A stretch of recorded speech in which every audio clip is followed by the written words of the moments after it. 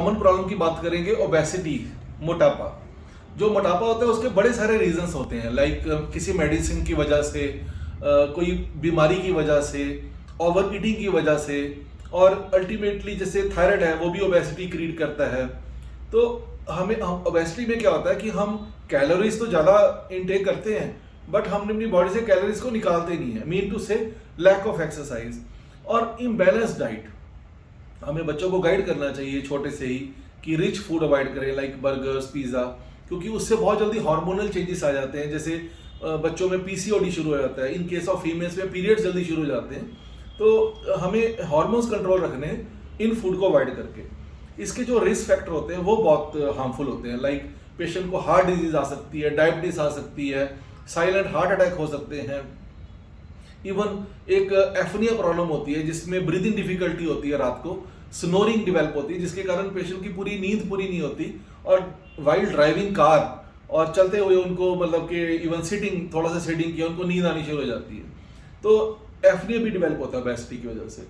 तो इसका जो रूट कॉज है वो ढूंढना जरूरी है कि अगर ओबेसिटी है तो कोई पैथोलॉजिकल कंडीशन तो नहीं है, लाइक हार्मोनल टेस्ट होते हैं पेशेंट के, इवन कुछ केसेस में हमें सीटी स्कैन प्रिस्क्राइब करना पड़ता है कि ब्रेन में ट्यूमर ना हो।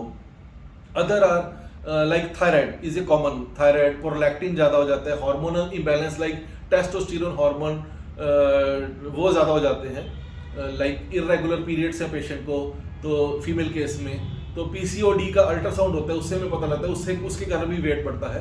हम थायराइड की बात कर रहे थे तो उसमें एक एंटी टीपीओ होता है जिसके कारण वेट बढ़ता है पेशेंट का। Anti TPO is auto immune thyroiditis, एक थायराइड की ही एक वैरायटी है जो ज़्यादा, उसमें भी ओबेसिटी होती है, पेशेंट का वेट कम नहीं हो रहा होता।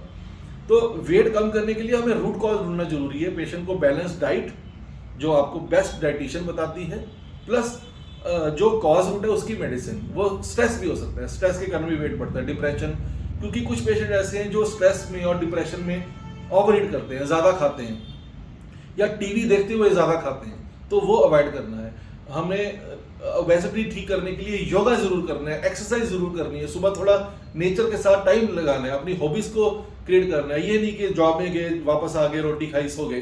रात को ओवर ईटिंग बंद करनी है, अल्कोहल बंद करनी है। अल्कोहल के साथ बहुत कॉम्बिनेशंस लोग खराब करते हैं, लाइक कर्ड लेते हैं, नॉन वेज लेते हैं, और अल्कोहल लेते लेते रात हो जाती है, उनको पता ही नहीं लगता, वो खाते रहते हैं। तो उसके कारण क्या, आपका बॉडी वेट फूल जाता है, सारी आपकी फिगर खराब हो जाती है और कॉम्प्लिकेशंस आती हैं। अगेन होम्योपैथी मैनेजमेंट में हम कॉन्स्टिट्यूशनल मेडिसिन देते हैं जिसमें पेशेंट का रूट कॉज रिमूव करते हैं, उसकी हिस्ट्री के बेस पे हम उसको करेक्ट करते हैं, उसका लाइफस्टाइल चेंज करते हैं। दिस इज होम्योपैथी, एक अच्छे होम्योपैथी की जो ड्यूटी है। जो कॉमनली प्रिस्क्राइब्ड मेडिसिन हैं वो हैं graphite, thyroidinum, fucus, phytolacca, ammonium carb, ammonium mur and many other medicine जो हमें वेट लॉस में काम करती है, जैसे गार्सिनिया भी एक वन ऑफ द मेडिसिन है। पर अगेन मेडिसिन के साथ हमें रूट कॉज रिमूव करना जरूरी है, चाहे वो पैथोलॉजिकल है, डिजीज है, या उसके लाइफस्टाइल में प्रॉब्लम है।